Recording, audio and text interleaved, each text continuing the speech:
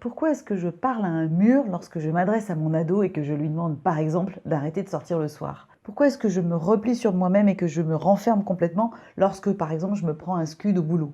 Pourquoi est-ce que dans une conversation un petit peu houleuse avec mon conjoint, par exemple, j'ai l'impression qu'on ne se comprend pas, qu'on ne parle pas la même langue? Il y en a un qui crie et l'autre qui se tait. Comment ça se fait que dans les échanges un petit peu tendus qu'on peut avoir avec des gens, on ne parle pas la même langue et surtout, on ne réagit pas de la même manière? À quoi c'est dû?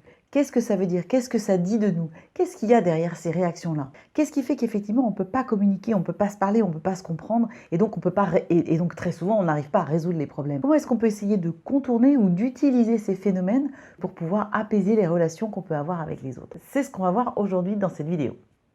En fait, quelque part là, dans le cerveau humain, se trouve ce qu'on appelle le cerveau reptilien. Le cerveau reptilien, c'est vraiment le cerveau qui était là à l'origine, c'est vraiment le cerveau le plus ancestral. Et dans cet endroit-là, il y a les fonctions les plus basiques de l'animal que nous sommes, à savoir la fonction de survie. Comment ça marche la fonction de survie? Eh bien tout simplement, lorsqu'un danger arrive, eh bien en fait va se déclencher tout un système qui est à la fois un système d'alerte et un système qui déclenche tout un tas de processus pour pouvoir réagir au danger qui arrive. Et en fait, c'est même mieux fait que ça, c'est qu'il n'y a pas un système de réaction, en fait, il y en a 3. En anglais, elle s'appelle Fight, Flight or Freeze, c'est-à-dire l'attaque, l'immobilité ou la fuite. En fait, chaque animal va avoir l'un de ces 3 systèmes qui va se mettre en place en priorité, suivant qui il est, suivant son mode de vie, suivant sa capacité, son fonctionnement, etc. etc. Par exemple, un lapin, s'il peut, il va fuir, et quand il se trouve face à une situation où il ne peut pas fuir, il va se figer, il va devenir complètement immobile pour passer complètement inaperçu. Un ours qui se sent en danger va être d'abord dans l'attaque et ensuite dans la fuite. Un éléphant va être aussi d'abord dans l'attaque. Voilà. Donc on voit bien que chaque animal va développer un système prédominant par rapport aux 2 autres, mais qui va quand même avoir accès à l'un, voire aux 2 autres également, si la situation le demande. Mais du coup, qu'est-ce qui se passe pour l'être humain?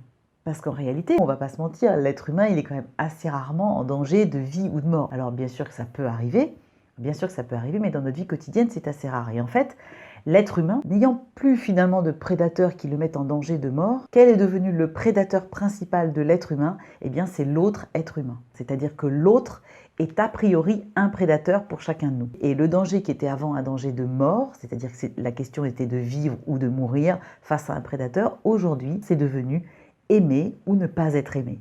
Exactement comme notre système s'est adapté au fait qu'on n'avait plus de prédateurs physiques qui nous mettaient en danger de mort, tout notre système réactionnel, c'est-à-dire les 3 stress, se sont également adaptés. Chez nous, le fameux fight, la fameuse attaque, ça va être de la colère, de l'agacement, de l'irritation. Un autre système qui va être je me fige, on va retrouver des gens qui vont baisser la tête, qui vont perdre absolument tous leurs mots, qui vont se mettre à rougir, et là on va être vraiment dans le voilà, je me fige, je suis immobile. Et puis on va avoir la 3e réaction qui était avant la fuite. Et là, ça va être des gens qui vont être, soit vont partir physiquement de l'endroit où ils se trouvent quand ils peuvent le faire, ou bien on va avoir des réactions assez étonnantes du cerveau. C'est-à-dire que la personne, son cerveau va comme couper l'information. D'où par exemple le regard complètement vide de nos ados. On sent que derrière, il y a un espèce de truc qui s'est mis en place, que tout est fermé, verrouillé et qu'il ne se passe rien. C'est un peu comme si le cerveau dit « Non mais ça c'est inentendable pour nous, on ne peut pas se barrer, donc on va fermer la compréhension. » C'est-à-dire que les mots arrivent et la personne va être complètement fermée. Moi j'étais souvent dans la colère, dans l'agacement, dans l'irritation, donc je me suis bien rendu compte très vite que moi j'étais plutôt dans le premier, c'est-à-dire on attaque quoi. Et d'ailleurs j'ai à ce sujet une anecdote qui est assez révélatrice. C'était avec mon ex-mari et notamment au moment de la séparation où par ailleurs la situation était plutôt apaisée, entre guillemets, c'est-à-dire qu'on était OK tous les deux sur le fait que ça pouvait plus continuer comme ça. Mais quand on avait des conversations où je disais, bon bah alors concrètement, qu'est-ce qu'on fait, la maison, les enfants, comment on s'organise, etc. Moi j'étais vraiment, il y avait quelque chose en moi, il y avait une urgence en moi, il y avait quelque chose, il fallait qu'on y aille. J'étais assez agressive, j'étais assez presque vindicative et j'avais en face de moi un espèce de mur qui me regardait avec toute sa bonne volonté, mais qui disait pas un mot, il se passait rien. Et en fait, systématiquement, ça se terminait par, il me regardait et puis il me disait « Je sais pas si t'as vu, il y a le dernier album de Sting qui est sorti. » Et moi, je me disais juste « Non, mais c'est pas possible, c'est une blague, il se fout de moi, quoi. » On est simplement dans une réaction normale de l'organisme de chacun, qui est une réaction de survie. C'est-à-dire que l'autre se sent attaqué, donc il met en place son propre mécanisme de survie. Et quand moi, je me sens attaqué, je vais mettre en place mon propre mécanisme de survie. Donc c'est très intéressant de pouvoir déjà se rendre compte, se connecter à ce qui se passe quand on est en train de réagir comme ça. C'est tiens, tiens, qu'est-ce qui se passe? Et pouvoir se dire, tiens, c'est marrant, je suis en train de réagir à quelque chose. Quelle que soit la manière dont on réagit, c'est, tiens, tiens, il y a un truc là-dedans qui me dit, attention. Donc c'est pour ça que finalement, la toute première chose qui est de connaître ce fonctionnement-là, elle est déjà en soi hyper libératrice. Et du coup, la deuxième chose hyper importante et hyper libératrice, c'est qu'on voit bien, que si on est en train de réagir face à un danger, c'est que qu'est-ce qu'il y a derrière cette réaction? En fait, il y a toujours une peur. Notre cerveau a peur de quelque chose. Et ça, c'est hyper important. Parce que si on a une peur, ça veut dire que ça nous appartient. On n'est plus une victime de ce qui se passe à l'extérieur de nous. On n'est plus une victime. On est responsable de ce qui se passe. On est responsable du fait de se dire « Ok, j'ai une peur qui se déclenche. J'ai une peur qui est là. Je peux en vouloir à la terre entière. Je peux être en colère contre la terre entière. En attendant, cette peur-là, elle est en moi, elle m'appartient. Donc finalement, j'ai la responsabilité d'aller voir ce que c'est que cette peur et d'aller voir ce que moi, je peux faire avec cette peur. Qu'est-ce qu'elle me dit? Qu'est-ce que je peux mettre en place de différent? Qu'est-ce que je peux faire pour que ça ne se reproduise plus? Pour que quelque part, je rassure mes fonctions vitales qui sont là un peu en alerte? Qu'est-ce que je fais moi? Donc, je reprends la responsabilité. Je suis plus victime. Et du coup, je m'aperçois qu'en fait, si on creuse un petit peu, en fait, on n'est pas victime de grand-chose. Parce qu'en fait, lorsqu'on a une réaction qui arrive, c'est un message, elle nous dit quelque chose. Et on a toujours le choix d'écouter ce message ou de ne pas écouter ce message. C'est de la faute, donc c'est de la faute de l'autre, de mon patron, du président, du gouvernement, de la société, de mon boulot, du Covid, etc., etc. C'est la faute des autres, là je suis victime. Ou bien c'est, ok, la situation elle est comme ça, mais je prends moi la responsabilité de, ok, j'ai cette peur qui est là, qu'est-ce que je peux faire avec ça? Qu'est-ce que moi, je peux faire dans la situation telle qu'elle est?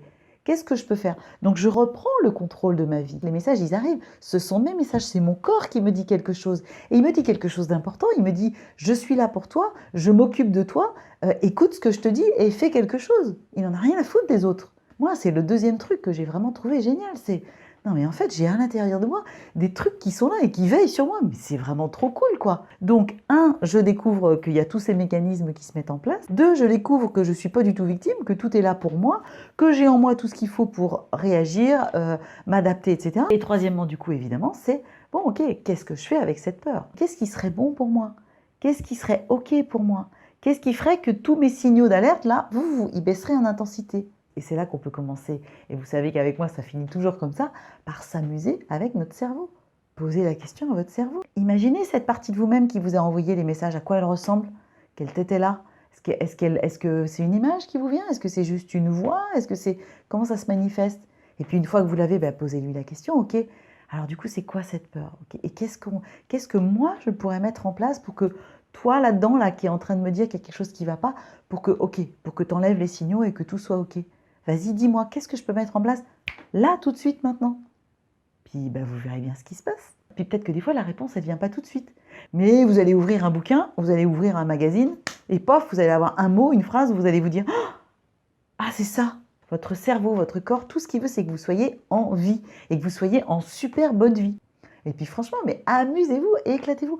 Parlez à votre cerveau, posez-lui des questions. Vous allez voir, ça met quand même un peu de fun et de légèreté. Puis surtout, ça libère. Franchement, ça donne de la confiance, quoi. C'est cool. Voilà, donc c'était la petite vidéo du jour. Si vous voulez en savoir plus sur les peurs, je ferai certainement une petite vidéo dans les jours ou les semaines à venir pour voir un petit peu comment on peut aller, qu'est-ce qu'on peut faire avec une peur, qu'est-ce qu'elle nous dit, comment on peut l'utiliser, se l'approprier, en faire quelque chose. Mais en attendant, je vous conseille un bouquin que j'ai lu, un bouquin absolument extraordinaire. C'est un bouquin qui s'appelle Voyage au centre de la peur. Ça a été écrit par une jeune femme qui s'appelle Melinda Orsay. C'est un bouquin qui sort complètement des sentiers battus et qui permet, j'ai envie de dire, principalement d'arrêter d'avoir peur de la peur. En fait, c'est une jeune femme qui était terrorisée de tout le temps, essentiellement terrorisée socialement au point de ne pas pouvoir parler, de ne pas pouvoir...